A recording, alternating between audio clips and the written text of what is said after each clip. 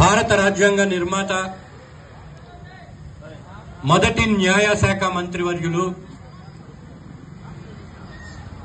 Doctor BR Ambedkar గారి జయంతిని మనం ఎందుకు జరుపుకోవాలంటే ఈ స్వతంత్ర భారతావనిలో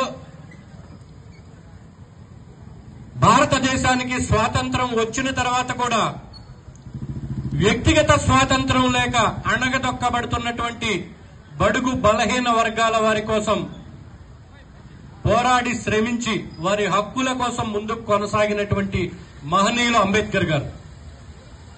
దేశానికైతే స్వాతంత్రం వచ్చింది కానీ ప్రజలకు స్వాతంత్రం రాలేదనేటువంటి వాస్తవాన్ని మనం కొన్నిసార్లు అంగీకరించవలసి ఉంది.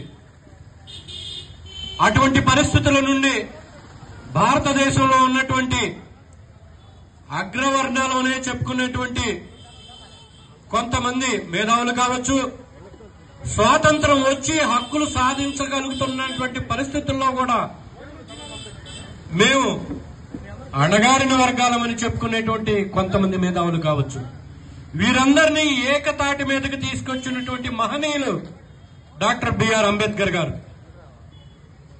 అంటరానితనం అనేది శతాబ్దం క్రితం విచ్చలవిడిగా ఉన్నప్పుడు ఆ రోజుల్లో బాలుడైనటువంటి అంబేద్కర్ గారు 6 సంవత్సరాల వయసు నుండి ఎన్నో అవమానాలు నిందలు సహిస్తూ తను తెలిసినప్పటి నుండి తను చనిపోయేటువంటి 65వ సంవత్సరం వరకు కూడా ప్రజా శ్రేయస్సు కొరకు అణగారిన వర్గాల ప్రజల కోసం పోరాడినటువంటి అంబేద్కర్ గారు ఈరోజు భారతదేశంలో అగ్రవర్ణాలు అనేటువంటి చెప్పుకునేటువంటి పెద్దలు అంటరానితనాన్ని వారి మనసుల్లో ఒక వృక్షం వలె నాటుకున్నటువంటి వ్యక్తుల వారి హృదయాల్లో అంటరానితనం ఉన్నది. భారతదేశంలో అంటరానితనం లేదు. దాన్ని పారద్రోలడానికి అంబేద్కర్ గారు ఎప్పుడో పోరాడి రాజ్యాంగాన్ని రచించి ఎవరైతే అంటరానితనం అని మనసుల్లో పేరుకుపోయిందో వారందరి చేత భారత రాజ్యాంగ నిర్మాత అంబేద్కర్ గారు రచించినటువంటి ఆ రాజ్యాంగాన్ని ప్రతి ఒక్కరూ భారతదేశంలో ఉన్నటువంటి ప్రతి కుల మత వర్గ ప్రాంతాల వారు పట్టుకునేలా చేశారంటే అప్పుడే అంటరానితనం పారిపోయిందనేది కూడా మనం ఒకసారి గ్రహించుకోవాలి.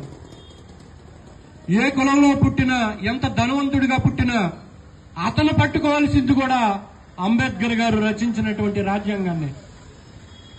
నేను అణగారిన వర్గానికి చెందిన వాడిని, దళిత వర్గానికి చెందిన వాడిని అని బాధపడేటువంటి, తనలో తను కుమిలిపోయేటువంటి, తను ఎదుర్కొంటున్నటువంటి అవమానాల ద్వారా తను బాధపడుతున్నటువంటి వ్యక్తి కూడా పట్టుకునేది అంబేద్కర్ గారు రచించినటువంటి రాజ్యాంగాన్ని.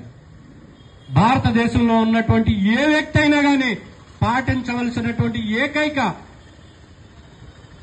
వ్యవస్థ ఏదన్నా ఉందంటే అంబేద్కర్ గారు రచించినటువంటి రాజ్యాంగమైనటువంటి వాస్తవాన్ని కూడా మనం గ్రహించుకోవాలి.